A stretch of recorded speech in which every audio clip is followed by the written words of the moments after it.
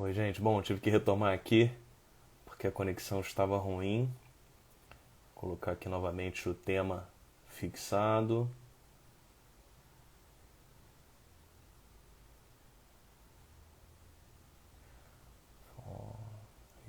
Escrevendo o tópico aqui novamente para a gente recomeçar. Forwine entrou, agora vai, hein?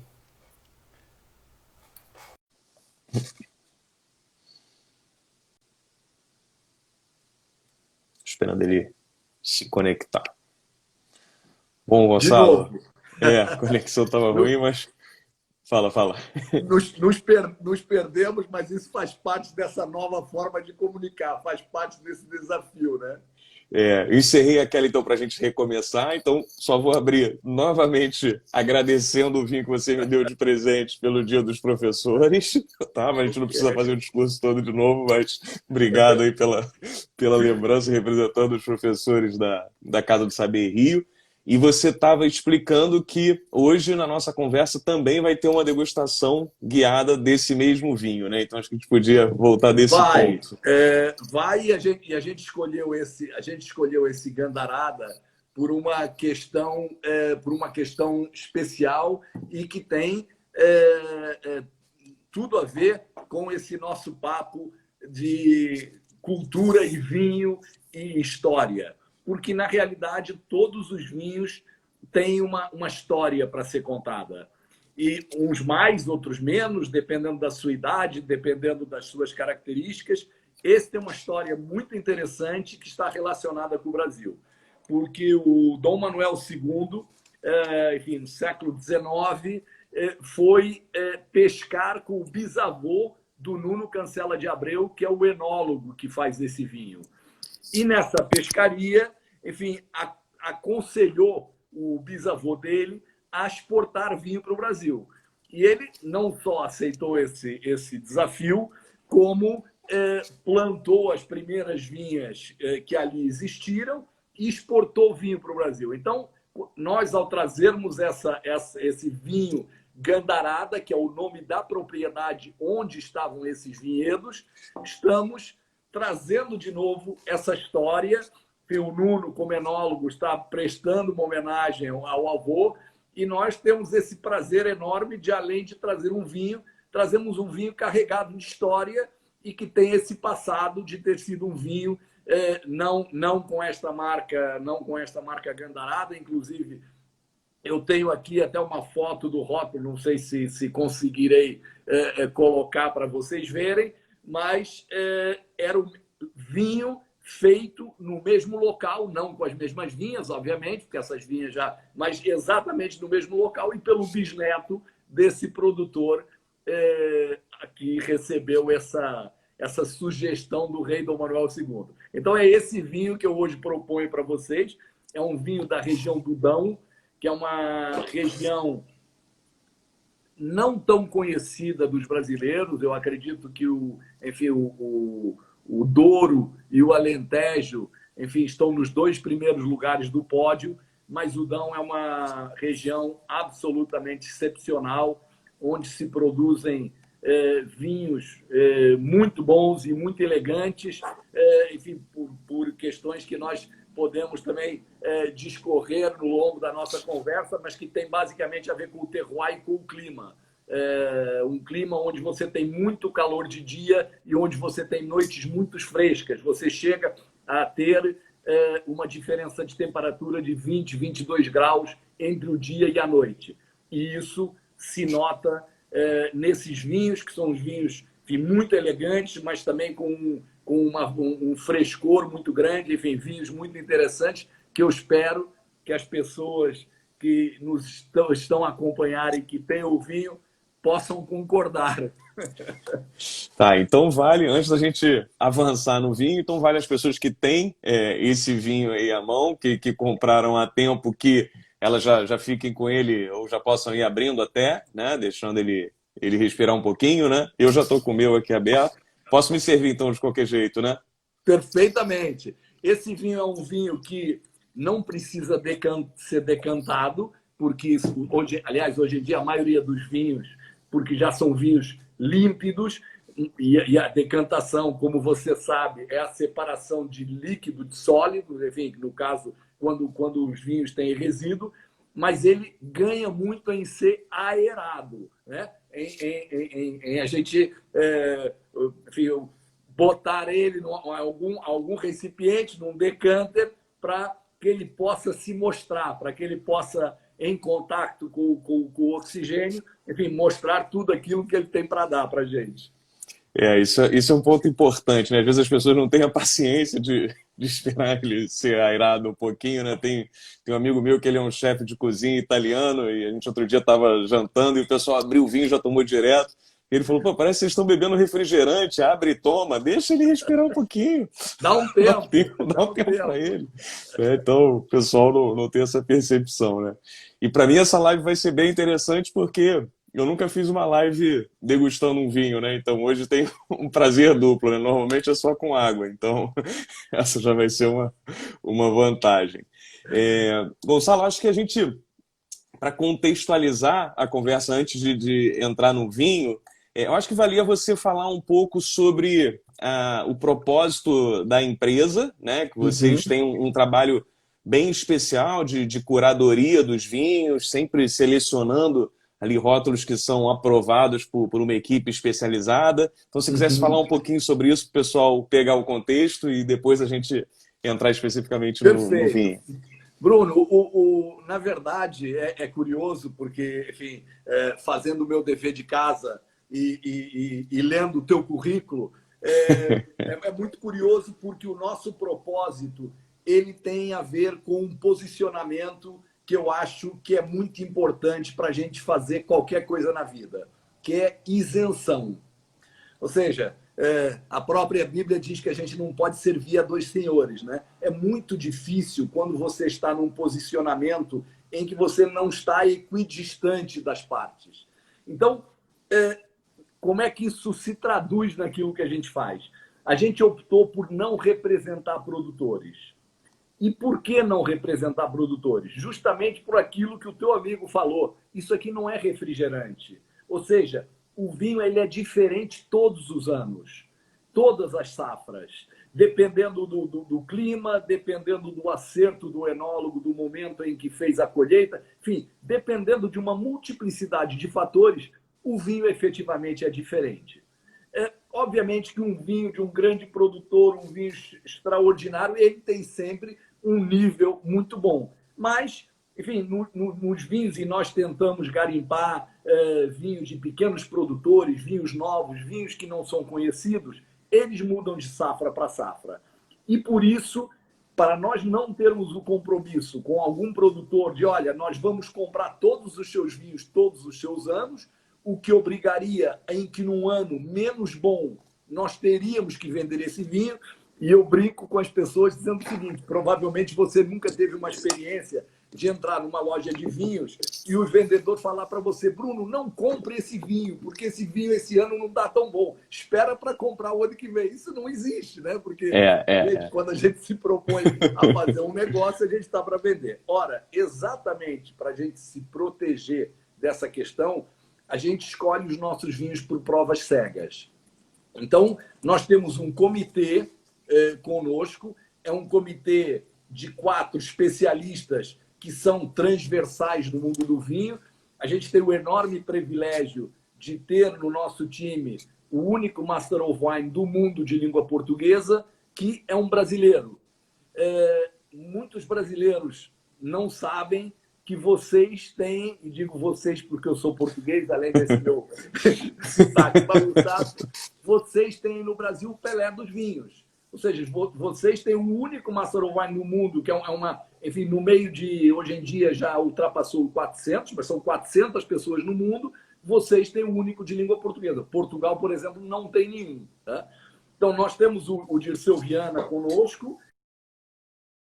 Nós estamos falando de selecionar vinhos portugueses.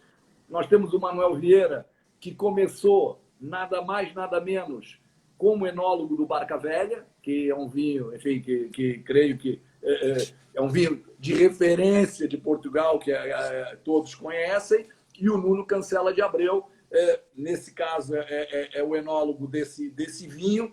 E, para você entender a isenção do processo, ele, nesse caso, obviamente, não participou da seleção, porque seria advogado em causa própria.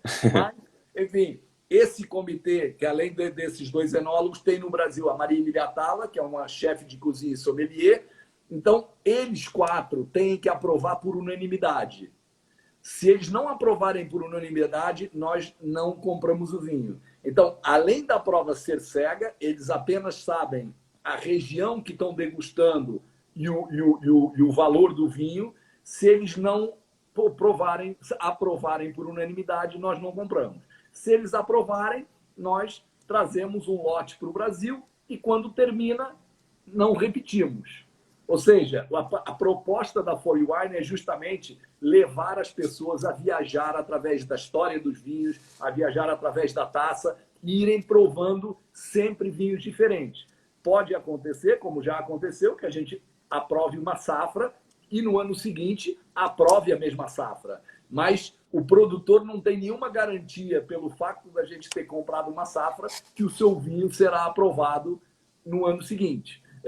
Obviamente que se o produtor mantiver a sua qualidade e ou melhorar, que é o caso de um vinho que nós acabamos de provar há pouco tempo, porque isso acontece, porque tem anos que são absolutamente extraordinários em termos climáticos e que, obviamente, produzem de uma forma transversal entre todos os produtores vinhos com mais qualidade. Então, isso acontece. Então, esse é o nosso propósito, ou seja, é fazer uma curadoria de verdade, ou seja, feita com muita seriedade e com muito rigor. Nós aprovamos um percentual muito baixo dos vinhos que nós levamos à prova. Nesse momento, nós aprovamos menos de 10% dos vinhos que provamos. Então, nós queremos que esse critério seja muito apertado, porque, ao fim e ao cabo, nós funcionamos como um trust. E um trust não pode, em momento nenhum, trair a fidelidade das pessoas a quem serve. Então, nós não queremos não nos permitir falhar nesse aspecto. Eu achei interessante, dentro desse trabalho de curadoria, como você comentou, né, que vocês também mandam uma ficha técnica bem completa do vinho, né? Então eu recebi o vinho aqui em casa e veio essa ficha explicando toda essa história, né? Você contou do rei Dom Manuel II, eu sabia porque eu tinha lido, mas realmente eu achei bem completo aqui a ficha técnica, bem completa mesmo, assim. Essa ficha faz justamente parte dessa componente de história e de educação no vinho que é a proposta do nosso projeto. Ou seja, nós, para todos os vinhos, elaboramos uma ficha técnica bastante exaustiva.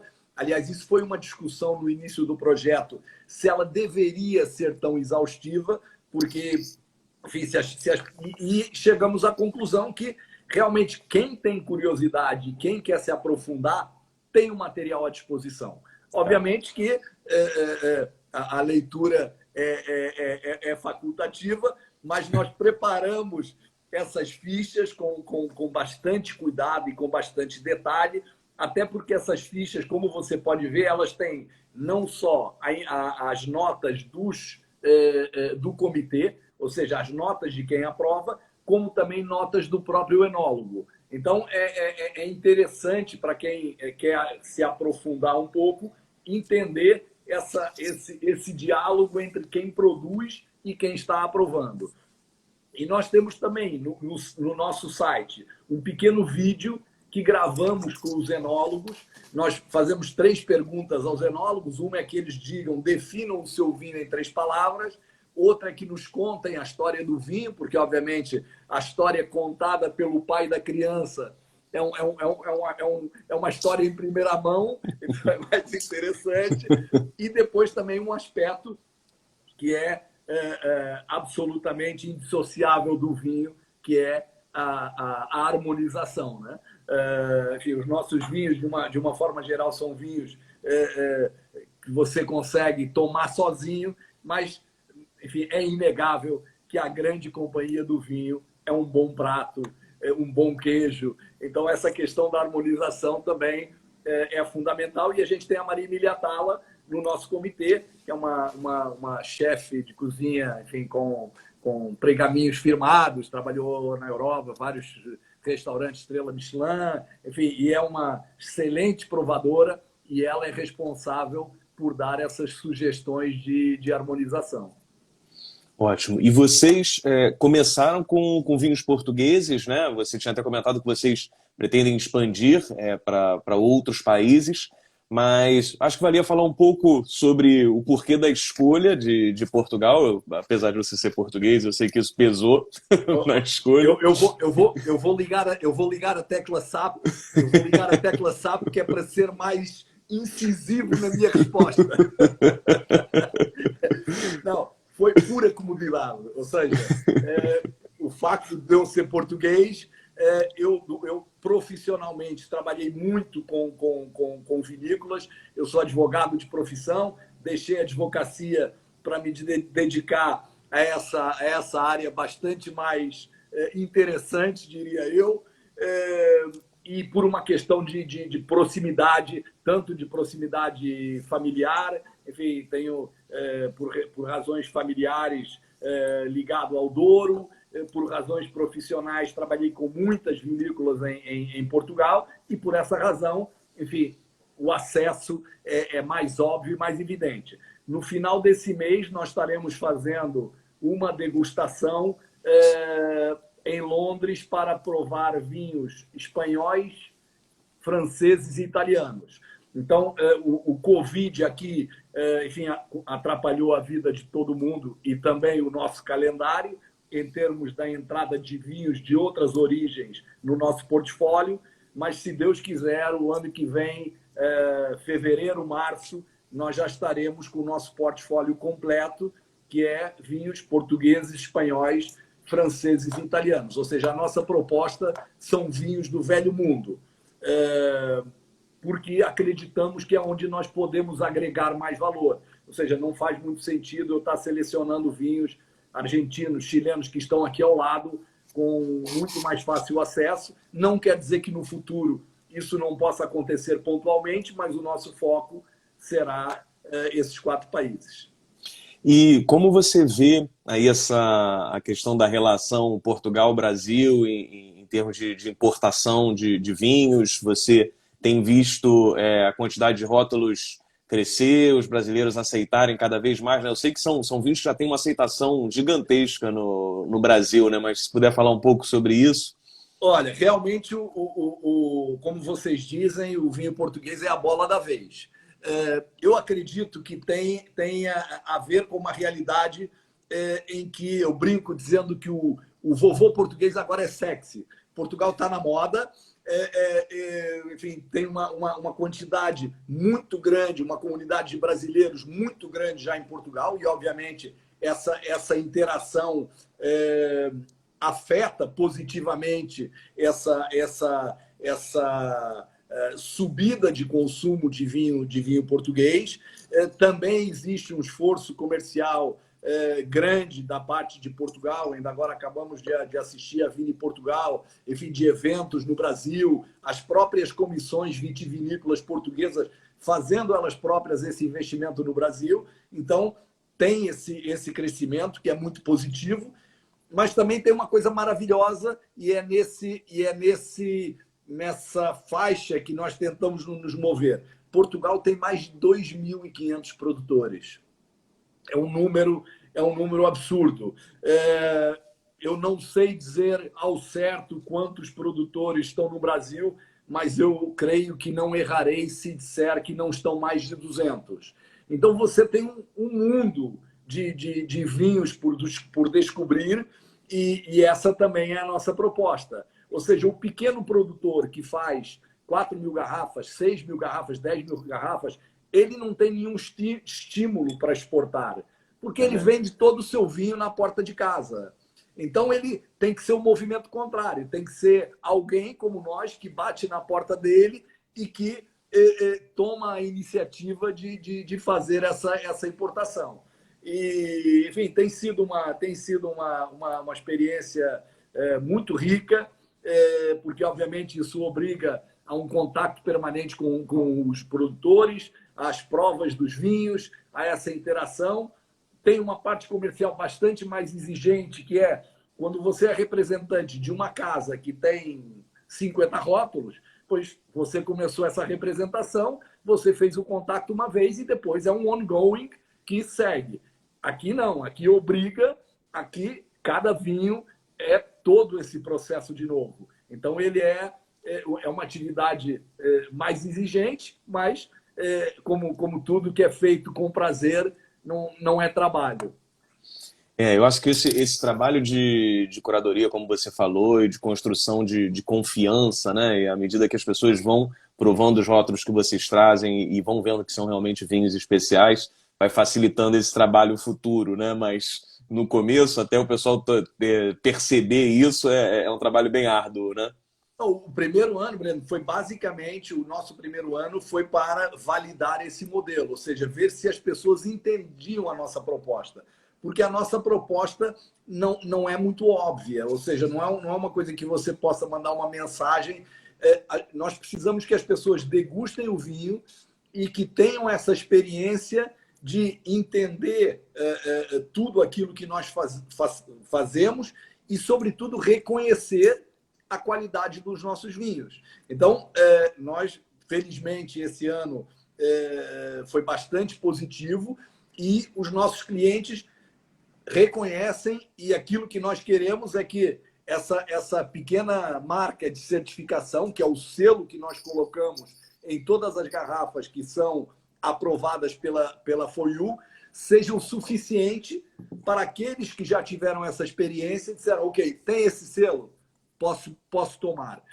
As pessoas vão gostar de todos os nossos vinhos do mesmo jeito? Não, porque, obviamente, uns gostam mais de laranja, outros gostam mais de maçã, outros gostam mais de pêssego. Mas aquilo que eles podem ter a garantia é da seriedade dessa escolha, desse processo, e que, obviamente, quando um comitê desse nível, por unanimidade, em provas cegas, diz que um vinho é excelente, dificilmente erra, né?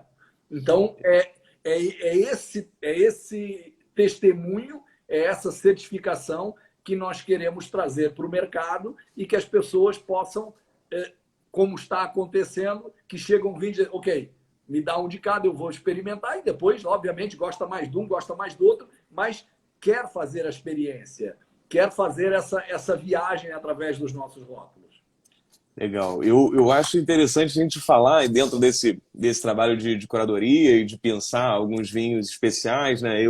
Naturalmente, então, quando eu recebi esse vinho de vocês de presente, o Gandarada, eu entrei no site e aí busquei um pouco ali as informações.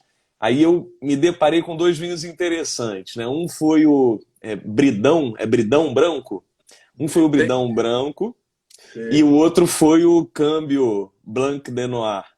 Eu fiquei muito interessado pelos dois, não tive coragem de comprar o Câmbio e comprei o Bridão, tá? E agora a Regina aqui estava comentando, falou que adorou, né? Que é um vinho branco de Tempranillo, falou que adorou, então eu agora me motivei um pouco mais a comprar. Acho que eu ia falar um pouco sobre ele, que ele é muito interessante, né?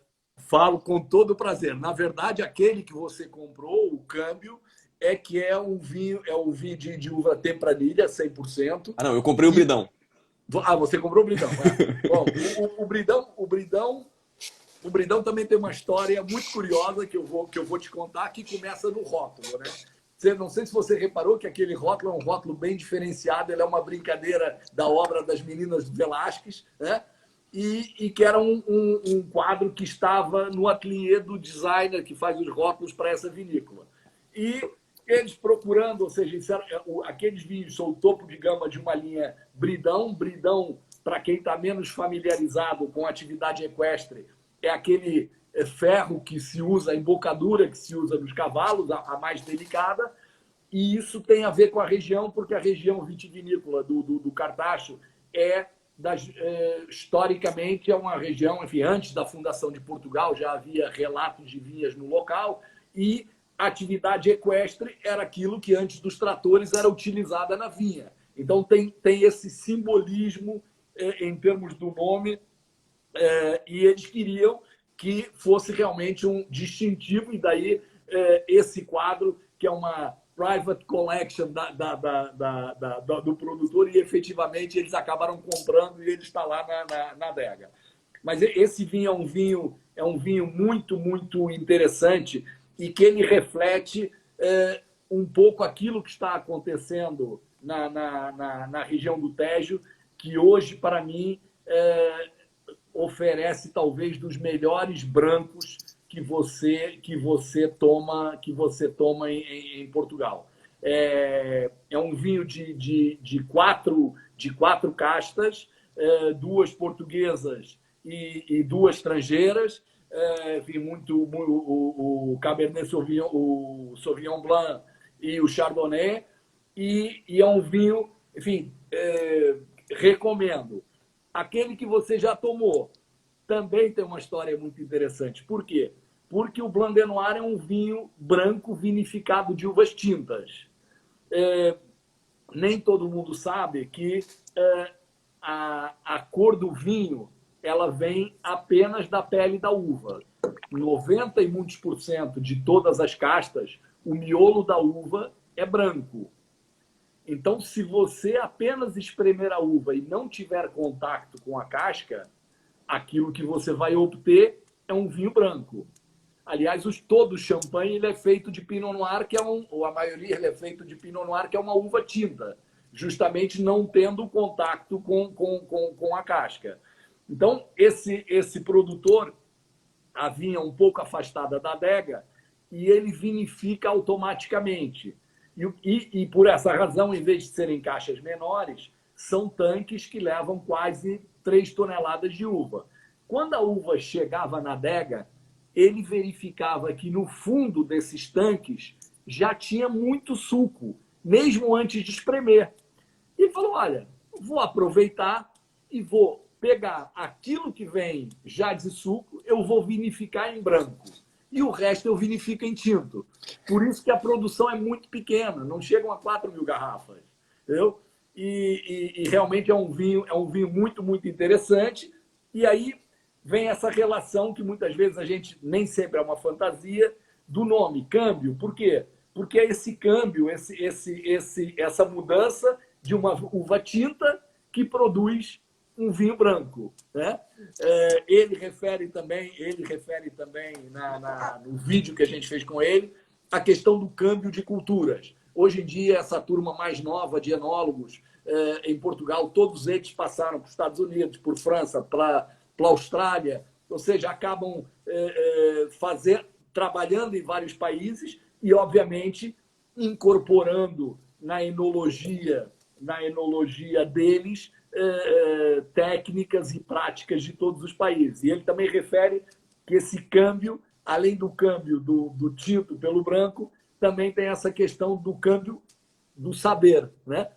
E acho nada mais apropriado para quem está na casa do saber. Realmente a gente tem essa coisa maravilhosa de que é transversal a tudo, né? Porque o saber é transversal a qualquer coisa, né? E você tem essa riqueza de experiências em diferentes partes do mundo, que se você tiver essa capacidade de aprender e essa capacidade de integrar esses saberes, obviamente progredimos todos e no campo dos vinhos seguramente teremos vinhos melhores. Verdade. E o câmbio é 100% tempranilho, né? Isso eu nunca tinha visto um tempranilho branco, então esse me chamou bastante atenção, né? É 100% tempranilho. Bem interessante. Quer falar um pouquinho do nosso vinho, do Gandarada? Eu já fui tomando aqui, porque você estava falando, eu estava ouvindo, vou aproveitar. Quero. Vamos lá. Esse vinho, ele é um vinho 60% Touriga Nacional. Primeira questão. É muito comum em Portugal que os vinhos sejam blend ou corte, como vocês chamam no Brasil, e não monocastas.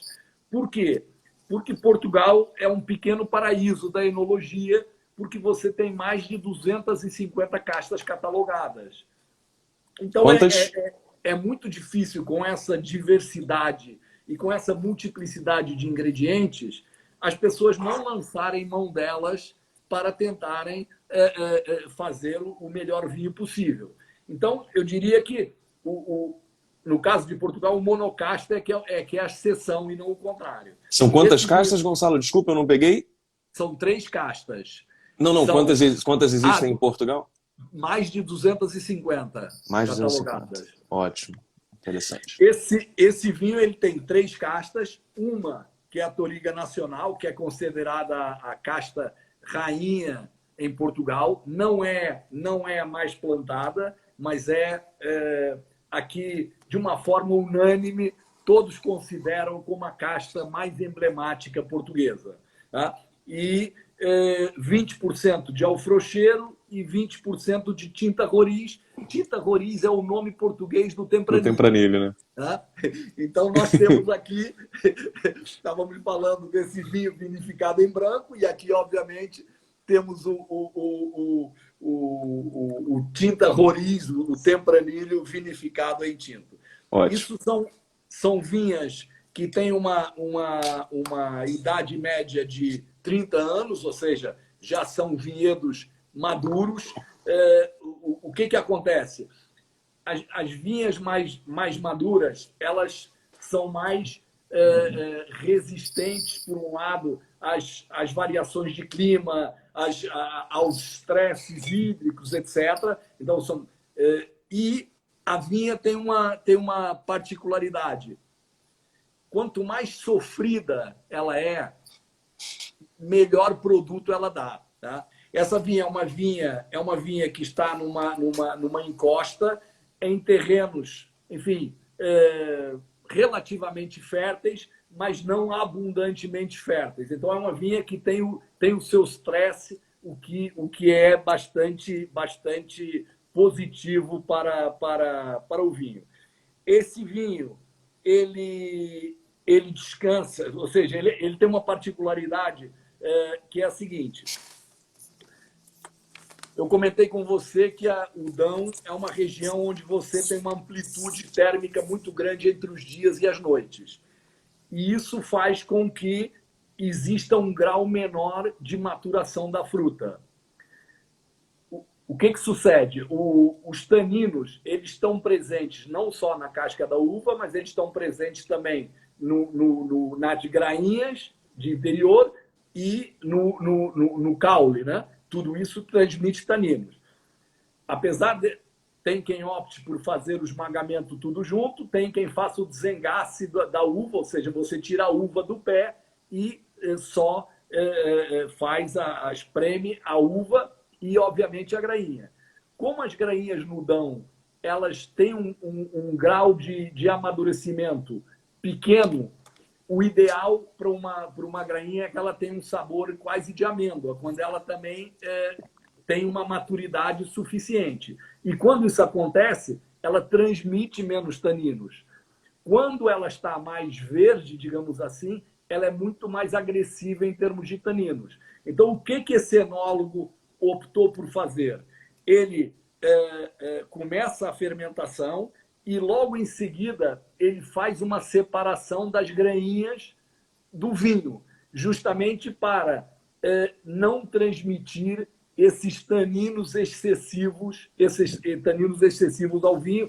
E, enfim, ele é um vinho realmente muito... Ele é macio, né? Muito macio e muito equilibrado. E ele também, depois enfim, da fermentação e de passar por tanques de inox, ele fica 6 meses em barricas de carvalho americano. Por que carvalho americano e não carvalho francês?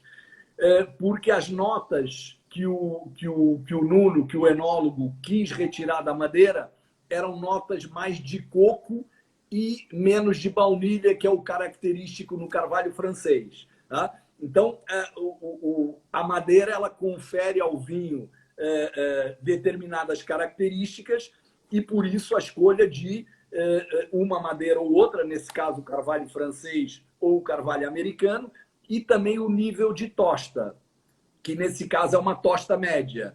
Então, nós por aqui conseguimos ver o que é a multiplicidade de fatores dessa equação da qual nós queremos ter esse resultado aqui. Né? Vai desde o momento da decisão em que você colhe a uva, até o método de vinificação, até a madeira que você escolhe. Por exemplo, outro detalhe da questão do carvalho americano é que você consegue dar mais madeira ao vinho em menos tempo. Por quê? Porque a madeira do carvalho americano ela é um pouquinho mais porosa que a francesa, ou seja, você tem mais contato com a madeira. Então, todos esses fatores vão sendo escolhidos nessa alquimia, né, para atingir esse resultado. Então, ele é um vinho que passa por madeira e que também, enfim, na minha modesta opinião, ela tem uma madeira muito, muito bem integrada.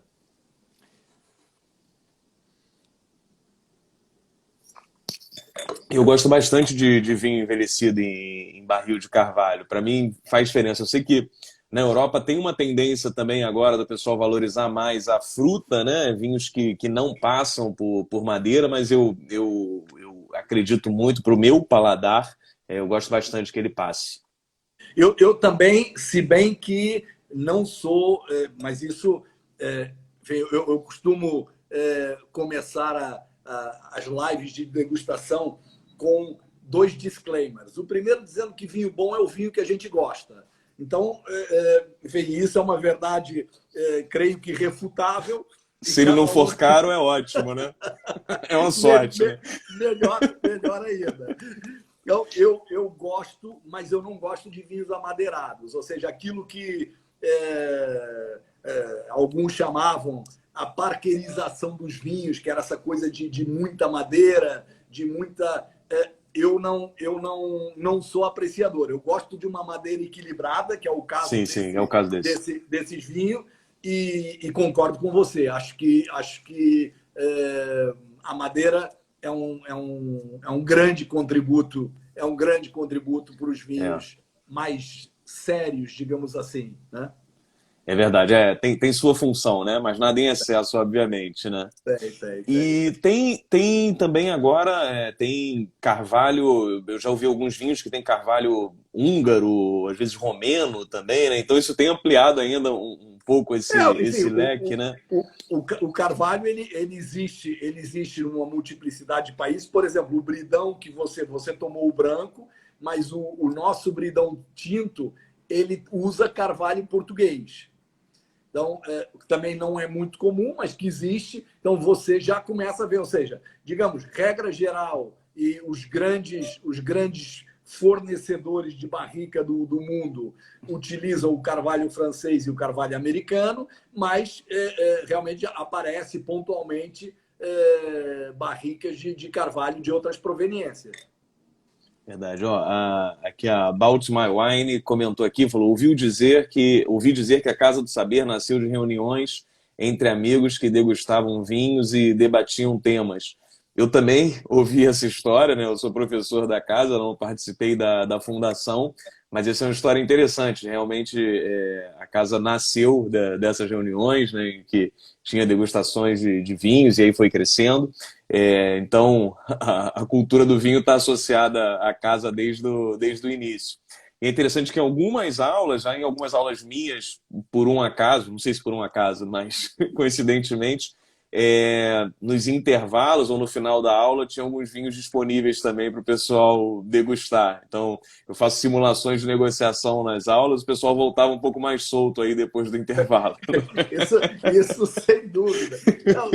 O vinho tem essa capacidade catalisadora que é maravilhosa, né? O vinho, não haja dúvida, ele aproxima as pessoas, ele cria um ambiente diferente. Nós temos feito para empresas, temos feito essa experiência e realmente tem tido uma resposta muito, muito positiva, porque você quebra o gelo, as pessoas hoje em dia, então, que o mundo está tão polarizado, eu acredito que tudo aquilo que são temas que agregam e no qual as pessoas se juntam e não tem por onde, enfim, uns podem gostar mais de um vinho, outros mais, menos, mas é comum esse prazer e essa conversa à volta do vinho. E eu acho que isso é muito positivo e não deixa de ser curioso que as reuniões da Casa do Saber tenham começado por aí, porque, enfim, nós estamos falando de uma realidade que acompanha o homem há milhares de anos, né? As primeiras referências do vinho, estamos falando de 3.000 e poucos anos atrás, 4.000 anos atrás. Então, seguramente que o vinho e o saber caminham juntos há muito tempo, né? É verdade. E a gente falando um pouco que vinho é questão de gosto, né? Queria fazer uma pergunta aí, em termos de curiosidade. Qual região de vinhos de Portugal você prefere? Assim, para o seu gosto, para o estilo de vinho que você mais gosta? Olha, eu vou ser bairrista. Eu vou ser bairrista. A minha casa em Portugal na região do Cartaxo, na região do Tejo, que muito perto desse produtor do vinho que você tomou do Bridão. E eu, hoje em dia, reconheço que no Tejo seja talvez a região que me desperta mais interesse. Obviamente, pontualmente, você toma um vinho. Em Portugal, de uma maneira geral, você tem uma qualidade de vinhos muito boa e, sobretudo, hoje em dia, você tem uma multiplicidade de oferta gigantesca. Eu brinco dizendo que hoje em dia é difícil você fazer um vinho ruim, porque a tecnologia evoluiu muito, desde da higiene das adegas, desde a possibilidade de você fazer as fermentações em temperatura controlada. Se você imaginar que há 40, 50 anos você fazia a fermentação do vinho na temperatura que o ambiente te dava. Se tivesse um verão com calor horroroso, era nesse calor que você tinha que fazer a fermentação. Hoje em dia, você, independentemente do clima, você faz a fermentação na temperatura que você quer, enfim.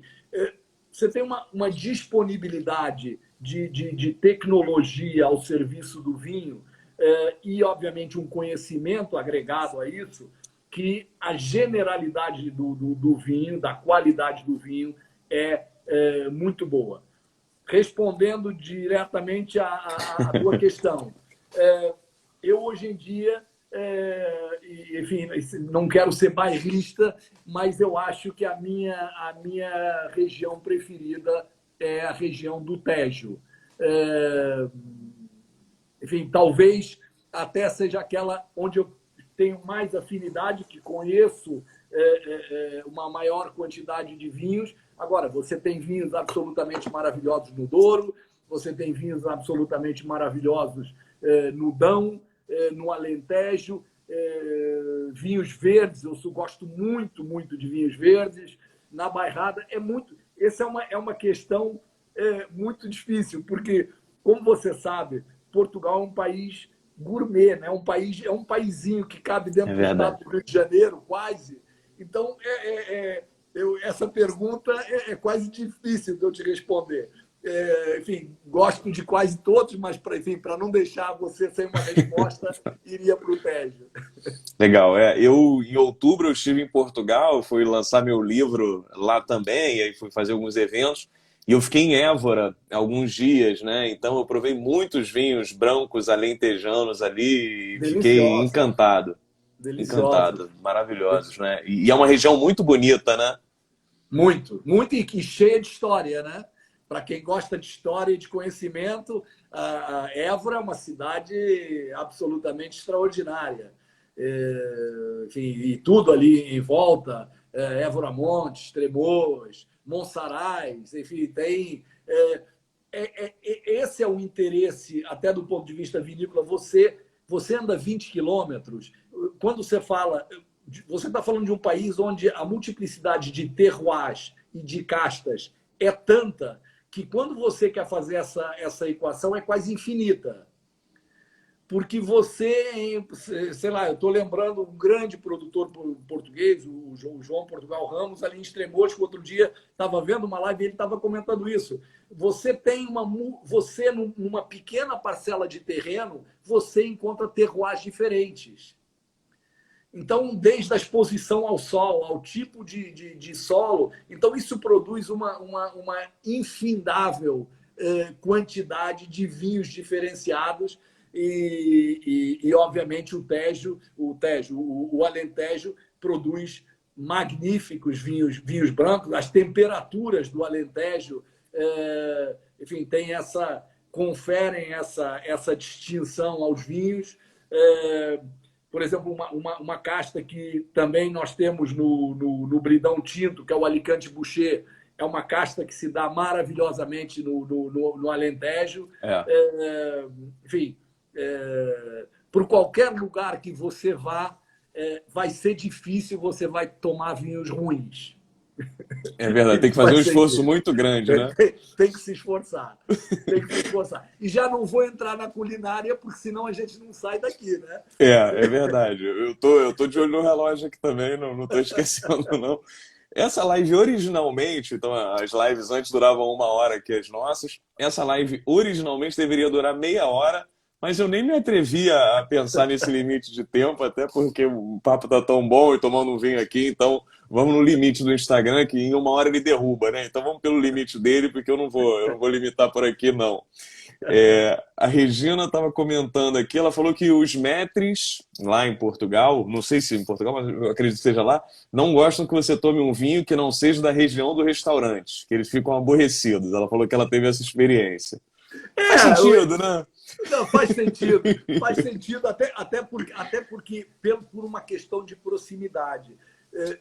As pessoas têm que entender o seguinte: numa região pequena, como, por exemplo, Évora, o maître que está no restaurante conhece o produtor, conversa com o enólogo vai lá almoçar. Entendeu? Então você tem uma intimidade com quem produz que, obviamente, te leva a ter um carinho especial e a ter um interesse em que as pessoas que vão na região tomem o vinho que se produz na região e não de fora. Então, isso tem muito a ver com essa questão cultural em que o vinho permeia a cultura portuguesa. Eu por exemplo, eu moro numa vila com um pouco mais de 2.000 habitantes, onde a grande maioria está relacionada com o vinho. Ela tem as suas vinhas, ela tem a sua adega, ela produz o vinho. Então, você sai de casa, você tropeça, na época das vindimas, você tropeça no trator que está em frente de tua casa carregado de uva, porque ele vai descarregar na adega. Aí você para numa rua para conversar com o cara que está na porta da adega.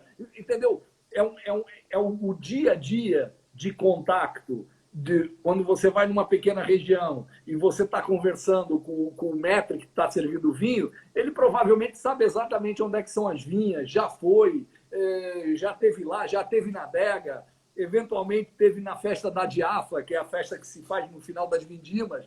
Então, eu desculpo esse bairrismo com essa justificação.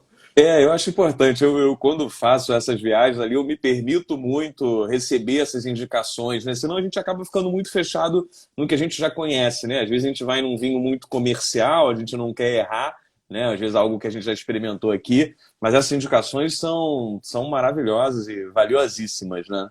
Breno, eu vou te dizer mais. Eu português, se vou, enfim, entro numa tasca assim, a nossa tasca, você entende aquilo?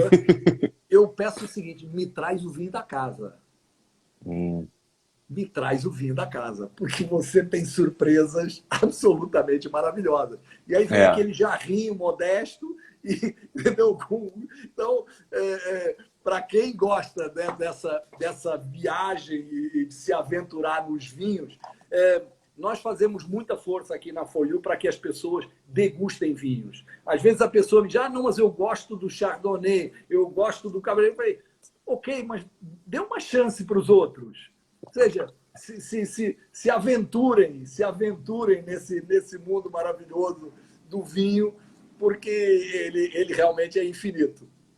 É verdade. Eu gosto disso. Eu converso muito. A minha esposa, ela fala muito assim, ela gosta de um tipo de vinho e às vezes eu compro algum diferente, ela fala assim, não, você já sabe o que eu gosto, assim, não precisa inventar, é o mesmo sempre até o final, né? E eu penso exatamente o contrário. Então a gente já teve algumas negociações aqui nesse, nesse sentido, porque às vezes quem experimenta erra também, óbvio, mas essa é a Óbvio, graça, né? óbvio.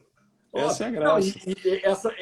justamente aquilo que nós comentamos no princípio da live, e que nós, quando eu digo que nós não nos permitimos errar nesse sentido, ou seja, o que a gente quer? A gente quer que, ainda que uma pessoa diga, olha, esse não é o meu tipo de vinho, mas que ela esteja experimentando um vinho perfeito, bem feito, Isso é sem importante. defeito e com qualidade. E ela, ok, provei, não é esse o meu vinho é o outro, mas nesse vinho eu não estou provando uma coisa qualquer que não é aquilo que é a proposta a que o vinho se deve expressar, né?